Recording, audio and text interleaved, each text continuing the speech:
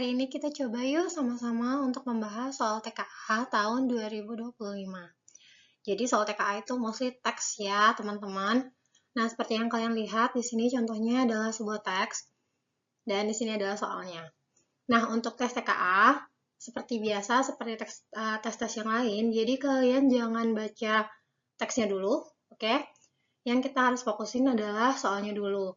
Kenapa? Karena di sini biasanya jawabannya adalah pilihan ganda kompleks. Jadi, jawabannya bisa lebih dari satu. Oke?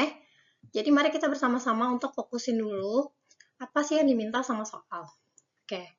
Soalnya adalah, what characteristic confirm this is a discussion text? Yang diminta di sini adalah discussion text. Kalian tahu dan masih ingat apakah discussion text itu? Jadi, discussion text itu adalah teks yang memiliki dua bagian, yaitu pro dan kontra dalam sebuah teks. Oke, jadi ada pro dan ada kon dalam sebuah teks. Nah, mari kita lihat jawaban yang pertama. A. It presents two conflicting perspective on one issue. Mari kita lihat teksnya, apakah betul? Nah, kenapa kita skip part pertama? Part pertama itu biasanya adalah tesis. Oke. Argumen ada di part kedua dan part ketiga, atau paragraf 2 dan paragraf 3. Di sini ada kalimat, supporters argue AI makes assessment fairer and more consistent. Nggak usah dibaca semuanya, fokus di kalimat pertama. Oke, ini berarti support atau pro. Mari kita lihat paragraf berikutnya. Critics raise serious concerns about accuracy and humanity. Nah, ini sudah pasti kontra. Jadi udah ada pro dan kontra. Jawaban A, betul ya. Bagaimana dengan yang B? It ends with a balanced synthesis rather than a one-side recommendation. Karena dia adalah discussion, harus balance. Jadi nggak boleh pro di satu dan kontra di satu lagi. Ya. Untuk recommendation-nya harus balance. Mari kita lihat recommendation. Untuk recommendation, kalian nggak usah capek-capek ngecek paragraf 1, 2, dan 3.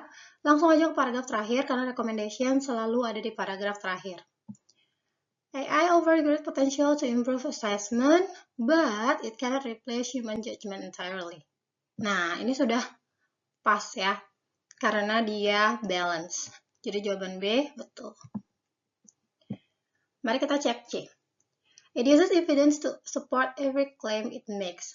Jadi, yang namanya evidence, atau bukti, atau proof, itu harus ada di semua teks yang merupakan argumentative text.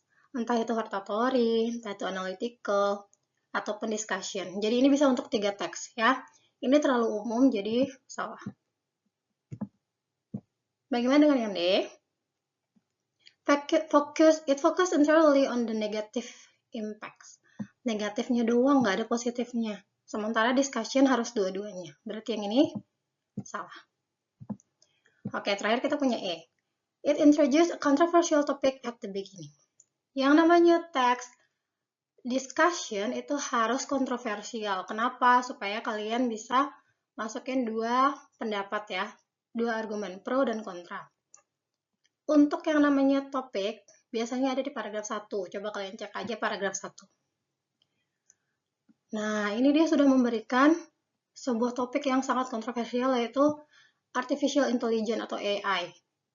Oke, jadi yang A betul. Yang E betul. Nah, sudah deh. Jadi jawabannya adalah A, B, dan E. A, B, and E. Gimana? Sudah paham?